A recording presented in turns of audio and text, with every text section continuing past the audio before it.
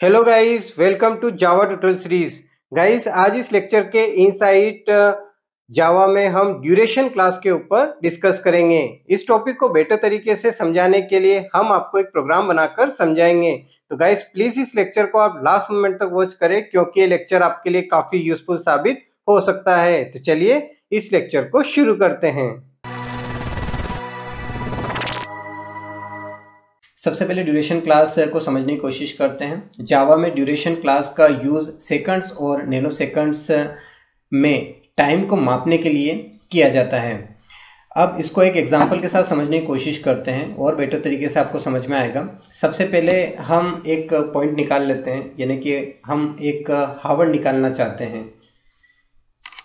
तो किस तरीके से निकाल सकते हैं 1 आवर तो आप यहाँ पर ड्यूरेशन नेम का जो क्लास है उसे कॉल करेंगे यहाँ पर फ्रॉम नेम की मेथड को, और यहाँ पर इसके इनसाइड आप कॉल करेंगे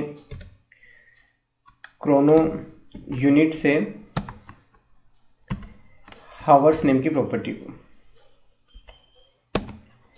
अब इससे आप कॉल करेंगे यहाँ पर गेट ड्यूरेशन को, तो इससे आपको 1 आवर का जो ड्यूरेशन है वो मिलेगा।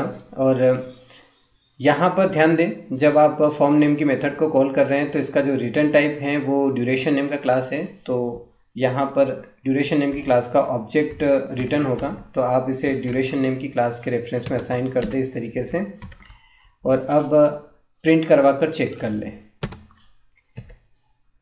कंफ्यूज नहीं होना है, बहुत आसान है, अभी आपको पूरा समझ में आ जाएगा। लास्ट मोमेंट तक इस लेक्चर को वॉच करें।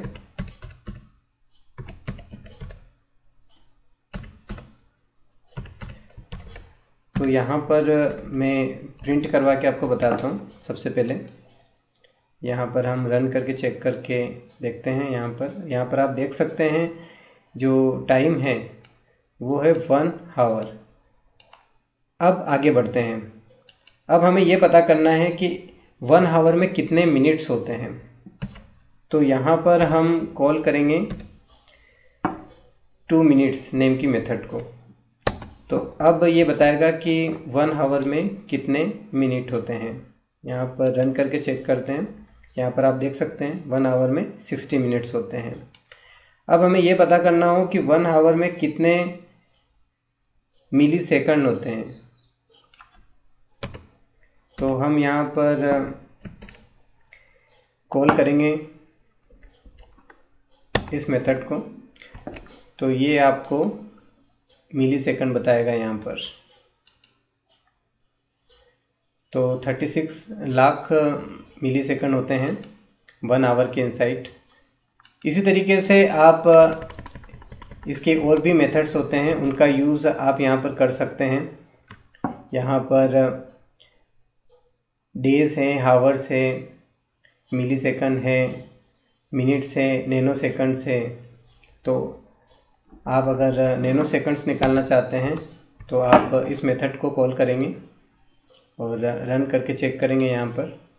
तो आप देख सकते हैं कि इसने नैनो सेकंड्स को भी निकाल के बता दिया है।